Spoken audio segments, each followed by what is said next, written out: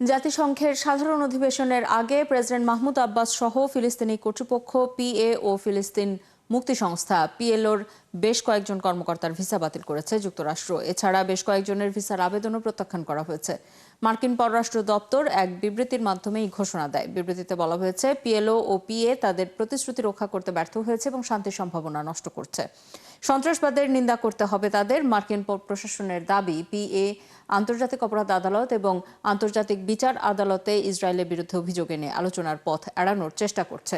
জাতিসংঘের অধিবেশনে সাধারণ ফিলিস্তিনি সহ বিভিন্ন দেশ বড় প্রতিনিধি দল পাঠায়।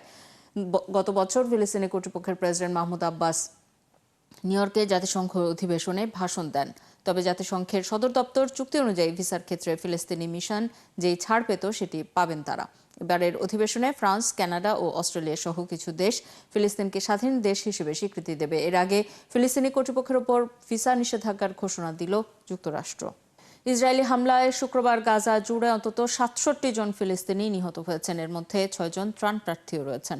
স্বাস্থ্যকর্মীরা জানান, নেতজারিম করিডোরে খাদ্য সাহায্যের খোঁজে আসা ৩ জনকে গুলি করে হত্যা করেছে ইসরায়েলি সেনারা। একই দিন খান ইউনিসের পশ্চিমে আল মাওয়াসি এলাকায় তথাকথিত নিরাপদ অঞ্চলে ইসরায়েলি বিমান হামলায় ৫ জন নিহত এবং বহু মানুষ আহত হন। ফিলিস্তিনি স্বাস্থ্য কর্তৃপক্ষের হিসেবে প্রায় ২ বছর ধরে চলা যুদ্ধে পর্যন্ত ৬২,৬০০ জনের বেশি ফিলিস্তিনি নিহত হয়েছেন।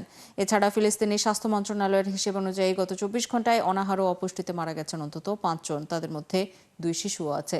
যুদ্ধ শুরুর পর থেকে কারণে মৃতের সংখ্যা দাঁড়িয়েছে ৩২২ জনে। এর মধ্যে শিশুর সংখ্যা ১২১। জাতিসংঘের শিশু তহবিল ইউনিসেফ সতর্ক করেছে, গাজা সিটির পুষ্টি কেন্দ্রে ক্ষুধার্ত শিশুর সংখ্যা দ্রুত বাড়ছে।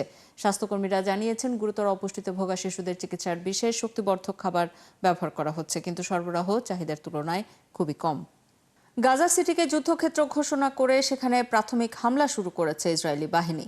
শুক্রবার এক বিবৃতিতে দেশটির সামরিক বাহিনী জানিয়েছে, গাজার সবচেয়ে বড় শহরে মানবিক সহায়তার জন্য প্রতিদিনের সামরিক যুদ্ধবিরতিও আর কার্যকর থাকবে না। ইসরায়েলি সেনাবাহিনীর মুখপাত্র আভিচাই আদ্রেই সামাজিক যোগাযোগ মাধ্যম এক্সে লিখেছেন, সেনাবাহিনী গাজা সিটিতে অভিযানের প্রাথমিক ধাপ শুরু করেছে। শুক্রবার আনুষ্ঠানিক ঘোষণা দিলেও আগস্টের শুরু থেকেই গাজা সিটির বিভিন্ন জায়গায় বোমা বর্ষণ করছিল ইসরায়েল। এছাড়া শহরটির উপকণ্ঠে তাদের ট্যাঙ্কও অবস্থান নিয়েছে। তেল আবিব গাজার সবচেয়ে বড় শহরটির নিয়ন্ত্রণ নিতে গত কয়েক সপ্তাহ ধরেই বড় ধরনের প্রস্তুতি নিচ্ছে। এর অংশ হিসেবে নতুন ৬০,০০০ রিজার্ভ সেনাকে জড়ো করেছে তারা। এদিকে গাজা সিটিতে আকাশ ও স্থল থেকে অব্যাহত বোমা বর্ষণের কারণে অনেক মানুষ পূর্বাঞ্চলের দিকে সরে যাচ্ছেন বলে জানিয়েছে ফিলিস্তিনের স্বাস্থ্য মন্ত্রণালয়।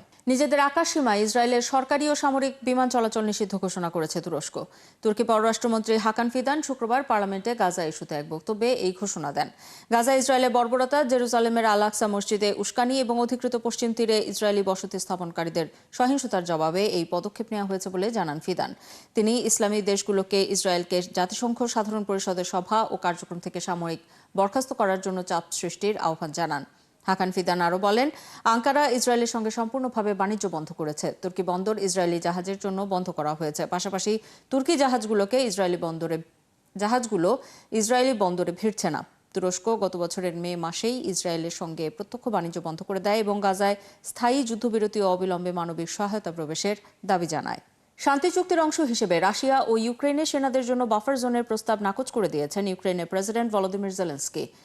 কারণ হিসেবে তিনি বলেছেন, বাফার জোন তৈরি করলেই যুদ্ধক্ষেত্রে তার কোনো প্রভাব পড়বে না। শুক্রবার তিনি সাংবাদিকদের বলেন, শুধুমাত্র আধুনিক যুগে যুদ্ধক্ষেত্রে প্রযুক্তির ভূমিকা যারা জানেন না তারাই বাফার জোনের প্রস্তাব দিতে পারেন। সম্প্রতি ইউক্রেন যুদ্ধ বন্ধে দীর্ঘমেয়াদী শান্তি চুক্তির অংশ হিসেবে ইউরোপের দেশগুলোর নেতারা ৪০ কিলোমিটার দীর্ঘ বাফার জোন তৈরির প্রস্তাব বিবেচনায় আনার পর এই মন্তব্য করলেন জেলেনস্কি।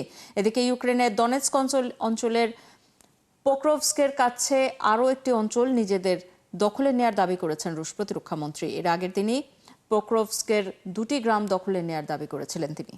যুক্তরাষ্ট্রের প্রেসিডেন্ট ডোনাল্ড ট্রাম্পের আরোপ করা শুল্কের বেশিরভাগই অবৈধ, এমন রায় দিয়েছে যুক্তরাষ্ট্রের একটি আপিল আদালত। আদালতের আশঙ্কা, ট্রাম্পের সিদ্ধান্ত যুক্তরাষ্ট্রের আইনের সাথে সাংঘর্ষিক। এতে দেশের পররাষ্ট্রনীতি উল্টে যেতে পারে। এই রায়ের প্রভাব পড়তে পারে ট্রাম্পের পারস্পরিক শুল্কের ওপর। ৭-৪ ভোটে মার্কিন আদালত ট্রাম্পের যুক্তি প্রত্যাখ্যান করেছে। ট্রাম্প বলেছিলেন, শুল্কগুলো জরুরি অর্থনৈতিক ক্ষমতা আইনের অধীনে অনুমোদিত ছিল। প্রশাসনকে সময় দেওয়ার জন্য ১৪ অক্টোবর পর্যন্ত এই রায় কার্যকর করা হবে না। রাশিয়ার কাছ থেকে তেল কেনা বন্ধ করতে পারবে না ভারত, কারণ রাশিয়ার তেল সস্তা, এমন মন্তব্য করেছেন দিল্লির অর্থনীতিবিদ বিশ্বজিৎ ধর। বলেন, অর্থনীতির ওপর চাপ দেওয়ার কোনো যুক্তি নেই ভারতের। আরও জানবো রিপোর্টে। ভারতের ওপর 50% শুল্ক আরোপ করেছে যুক্তরাষ্ট্র। অতিরিক্ত শুল্ক থেকে বাঁচতে শর্ত ছিল রাশিয়ার কাছ থেকে তেল কেনা বন্ধ করতে হবে ভারতকে, কিন্তু আদতে তা সম্ভব নয় বলে মনে করেন ভারতীয় অর্থনীতিবিদরা। ভারতের জওহরলাল নেহেরু বিশ্ববিদ্যালয়ের অর্থনীতি বিভাগের সাবেক অধ্যাপক বিশ্বজিৎ ধর বলেন, বিশ্বের দুই পরাশক্তির মধ্যে তেল নিয়ে এরই মধ্যে অস্থিরতা তৈরি হয়েছে। এর মধ্যে রাশিয়ার সাথে বিরোধ তৈরি করে দেশের অর্থনীতিকে সংকটে ফেলার কোনো যুক্তি নেই ভারতের। তাছাড়া রাশিয়ার তেল সস্তা হওয়ায় তার বিকল্পেরও দরকার নেই। I don't think India can afford to sort of move out of Russian oil altogether. আমার মনে হয় না ভারত রাশিয়ার তেল থেকে সরে আসতে পারবে, কারণ দামের ক্ষেত্রে আমরা সুবিধা পাচ্ছি। তাছাড়া এখন দেশের রপ্তানি খাত সংকটে পড়তে যাচ্ছে। এর মধ্যে আরেকটা ঝুঁকি নেওয়ার কোনো মানে হয় না। ভারতের ওপর শুরু থেকেই শুল্ক হার ছিল 25%, আর রাশিয়ার কাছ থেকে তেল কেনার শাস্তি স্বরূপ আরও 25% শুল্ক যোগ হয়। তাতে অনেক ক্ষেত্রেই ক্ষতিগ্রস্ত হবার আশঙ্কা আছে ভারতের অর্থনীতি। যুক্তরাষ্ট্রের অতিরিক্ত শুল্কের তাৎক্ষণিক প্রভাব হলো ভারতের রপ্তানি সীমিত হয়ে যাচ্ছে। প্রত্যক্ষ ও পরোক্ষ আমদানির ক্ষেত্রেও প্রভাব হবে নেতিবাচক। যুক্তরাষ্ট্রের কাছ থেকে কৃষি পণ্য আমদানি করে ভারত, যা কৃষকদের সাথে সরাসরি সম্পর্কিত। আমার মনে হয় না ভারত সেটাও বন্ধ করতে চাইবে। তবে এমন নয় যে প্রেসিডেন্ট ট্রাম্প তার অবস্থান থেকে সরে যাবেন। শেষ পর্যন্ত হয়তো সমঝোতা হবে। বাণিজ্যের ক্ষেত্রে বিভিন্ন উৎস ও কৌশল নির্ধারণ করছে ভারত, যাতে তাদের ব্যবসা বাণিজ্য ক্ষতিগ্রস্ত না হয়।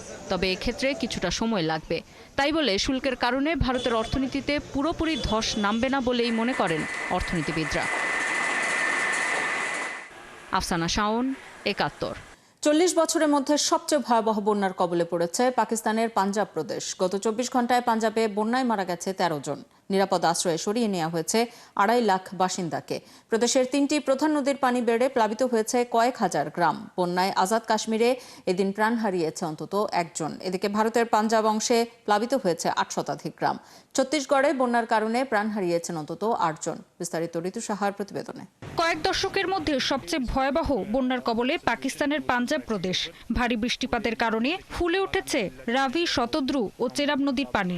ভারত বাঁধ খুলে দেওয়ার পর পাকিস্তানের সীমান্তবর্তী অঞ্চলে বন্যা পরিস্থিতি আরো ভয়াবহ রূপ নিয়েছে। এরই মধ্যে তলিয়ে গেছে 1,500-এরও বেশি গ্রাম। বন্যার কারণে পাঞ্জাব প্রদেশের প্রধান নদীগুলোর পানি বিপদসীমার ওপর দিয়ে প্রবাহিত হচ্ছে। এক রাতের ব্যবধানে এসব নদীতে পানি বেড়েছে প্রায় 3 লাখ কিউসেক। এতে তলিয়ে গেছে আশেপাশের গোটা অঞ্চল। কোমর সমান পানিতে আশ্রয় শিবিরে ছুটে যাচ্ছেন বাসিন্দারা। এছাড়া বন্যার কারণে প্লাবিত হয়েছে দেশটির দ্বিতীয় বৃহত্তম শহর লাহোরের বেশিরভাগ অংশ। বন্যার কবলে পড়েছে 10 লাখের বেশি মানুষ। নিরাপদ আশ্রয়ে সরিয়ে নেওয়া হয়েছে প্রায় 2.5 লাখ বাসিন্দাকে। এরই মধ্যে বন্যায় ক্ষতিগ্রস্ত এলাকা পরিদর্শন করেছেন পাকিস্তানের প্রধানমন্ত্রী শেহবাজ শরীফ। বন্যা কবলিত বাসিন্দাদের সব ধরনের সহায়তা দেওয়ার আশ্বাস দিয়েছেন তিনি। এছাড়া বন্যায় নিখোঁজদের উদ্ধারে অভিযান চালাচ্ছে পাকিস্তানের সেনাবাহিনী। বন্যা দুর্গত এলাকায় স্থাপন করা হয়েছে 7 শতাধিক ত্রাণ কেন্দ্র। অস্থায়ী আশ্রয়ের জন্য স্থাপন করা হয়েছে প্রায় 3,000 তাঁবু। টানা দ্বিতীয় দিনের ভারী বৃষ্টিতে বিপর্যস্ত পাকিস্তানের শিয়ালকোট শহর। তলিয়ে গেছে গুরুত্বপূর্ণ সড়ক, মহাসড়ক। পরিস্থিতি মোকাবেলায় শুক্র ও শনিবার সব শিক্ষা প্রতিষ্ঠান বন্ধ রাখা হয়েছে। এদিকে ভারতের ছত্তিশগড়ে ভারী বৃষ্টিতে সৃষ্ট আকস্মিক বন্যায় শতাধিক গবাদি পশু সহ মারা গেছে বেশ কয়েকজন। ক্ষতিগ্রস্ত হয়েছে প্রায় 500টি বাড়ি এবং 16টি কালভার্ট ও সেতু। টানা 3 দিনের ভারী বৃষ্টিপাতের কারণে ভারতের পাঞ্জাব অংশে প্লাবিত হয়েছে 8 শতাধিক গ্রাম। ভারতীয় আবহাওয়া বিভাগ পূর্বাভাস দিয়েছে, আগামী 2 সেপ্টেম্বর পর্যন্ত দিল্লি সহ দেশের বিভিন্ন রাজ্যে ভারী বৃষ্টি হতে পারে। জম্মু কাশ্মীরে শনিবার পর্যন্ত অব্যাহত থাকবে হালকা থেকে মাঝারি বৃষ্টিপাত। দক্ষিণে তেলেঙ্গানা রাজ্যে রেকর্ড বৃষ্টিপাত হয়েছে। উত্তরপ্রদেশে গঙ্গা ও যমুনা নদীতে পানিও বেড়েছে। এছাড়া হিমাচল প্রদেশে ভারী বৃষ্টির সঙ্গে আকস্মিক বন্যা ও ভূমিধসের পূর্বাভাস দিয়েছে স্থানীয় আবহাওয়া অফিস। ঋতু সাহা, ৭১। থাইল্যান্ডের সাংবিধানিক আদালত দেশটির প্রধানমন্ত্রী পেতং তার্ন সিনাওয়াত্রাকে তার পদ থেকে স্থায়ীভাবে সরিয়ে দেওয়ার নির্দেশ দিয়েছে। শুক্রবার নৈতিকতা লঙ্ঘনজনিত অপরাধে আদালত তাকে এই সাজা দেয়। কম্বোডিয়ার নেতা হুন সেনের সাথে এক ফোনালাপকে কেন্দ্র করে হওয়া অভিযোগের ভিত্তিতে এই রায়ে থাইল্যান্ডের সিনাওয়াত্রা পরিবারের জন্য বড় ধাক্কা হিসেবে বিবেচিত হচ্ছে। এটি দেশটিতে নতুন রাজনৈতিক অস্থিরতার সূচনাও করতে পারে। এদিন থাইল্যান্ডের সাংবিধানিক আদালতের বিচারকরা 6-3 ভোটে পেতং তার্নের বিরুদ্ধে অবস্থান নেন। তারা বলেন, জুনে ফাঁস হওয়া ফোনালাপে পেতং তার্নের নৈতিকতা ভঙ্গের প্রমাণ পাওয়া গেছে। এই ছিল এখনকার আয়োজনে। বিশ্বের আরো নতুন কিছু খবর ও বিশ্লেষণ নিয়ে দুপুর 1:30টায় আবারও হাজির হবে বিশ্বচোখ। চোখ রাখুন একাত্তরের ফেসবুক পেজে এবং সাবস্ক্রাইব করুন একাত্তরের ইউটিউব চ্যানেল। একাত্তরের সাথেই থাকুন।